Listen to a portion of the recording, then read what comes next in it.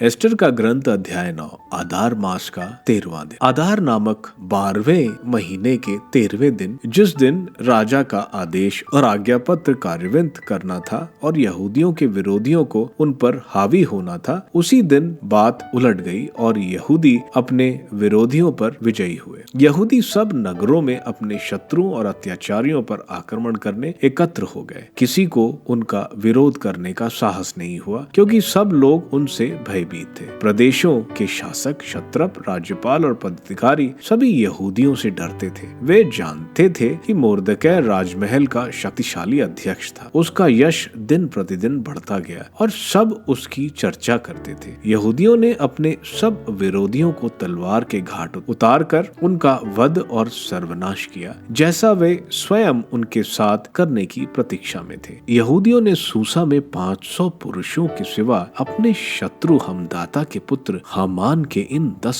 पुत्रों का वध किया। परशनदाता, शल्फोन, अस्पाता, पोराता, अदल्या, अरिदाता, परशमता, अरिसै, अरिदय और वजदाता, लेकिन उन्होंने उनकी संपत्ति नहीं लूटी। सूसा में 14वें दिन, उस दिन राजा को सूसा में मारे हुए लोगों की संख्या बताई गई। तब राजा ने रानी एस्टर से कहा, राजधानी सूसा में यहूदियों ने 500 पुरुषों और हामान के 10 पुत्रों का वध कर उनका विनाश कर दिया है। उन्होंने राज्य के अन्य प्रदेशों में न जाने कितने लोगों का वध किया होगा। अब तुम्हारा और क्या निवेदन है? तुम जो चाहती हो वह पूरा किया जाए। एस्टर बोली, यदि राजा उचित समझे तो सूसा में रहने वाले यहूदियों को अनुमति दी जाए कि वे कल भी वैसा ही करें जैसा उन्होंने आज किया है, और हामान के 10 पुत्र फांसी पर लटका दिए जाए। तब राजा ने ऐसी ही करने की आज्ञा दी। सूसा में एक राजाज्ञा निकाली गई और हामान के 10 पुत्रों को फांसी पर लटका दिया गया। इसके बाद सूसा में रहने वाले यहूदियों ने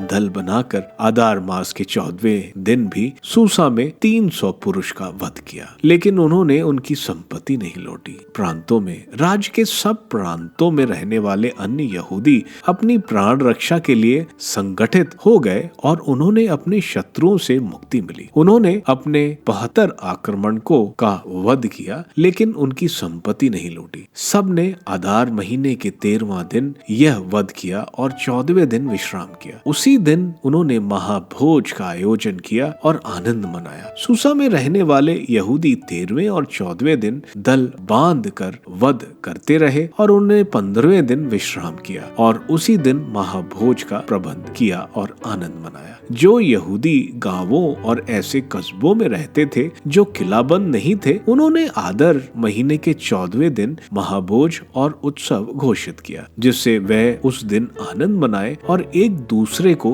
भोज का हिस्सा भेज दे। और जो नगरों में रहते थे वे आधार महीने के 15वें दिन भी आनंद और उत्सव मनाए, भोज का प्रबंध करें और एक दूसरे को भोज का हिस्सा भेजें। प्रदेशों के क्षत्रप, प्रशासक और राजा के सचिव ईश्वर का आदर करते थे, क्योंकि वे मुर्दकै से डरते थे। ऐसा था कि समस्त राज्य में राजा के आदेश की चर्चा थी। मुर्दकै ने इन सब घटनाओं का वर्णन लिखा और राजा के समस्त प्रांतों में रहने वाले सभी यहूदियों को पत्र भेज दिए, चाहे वे समीप हो या दूर। उसने आदेश दिया कि हर वर्ष आधार महीने के 14वें और 15वें दिन बड़े समारोह से उत्सव मनाए जाएं, क्योंकि इन्हीं दिनों यहूदियों को अपने शत्रुओं से मुक्ति मिली और इस महीने में उनका विलाप और दुख उल्लास और सुख में बदल गया। वह इन दिनों भोज का प्रबंध करें, आनंद मनाए, एक दूसरे को भोज का हिस्सा भेज दें और दरिद्रों को उपहार दें। यहूदियों ने उस समय मुर्दकै के आदेश के अनुसार जो पर्व मनाना प्रारंभ किया था, उन्होंने उसे भविष्य में समारोह के साथ मनाने का निश्चय किया। हमदाता का पुत्र अगागी हामान सब यहूदियों का विरोधी था। उसने उनके विरुद्ध षड्यंत्र रचा था और उन्हें कुचलने और मिटाने के लिए पूर्व अर्थात चिट्ठी डाली थी। किंतु जब एस्टर राजा से मिलने गई तो राजा ने आदेश दिया कि हामान ने यहूदियों के विरुद्ध जो षड्यंत्र रचा था वह उसी के सिर पड़े, जिससे हामान और उसके पुत्र फांसी पर लटकाए गए। उस समय से उन दिनों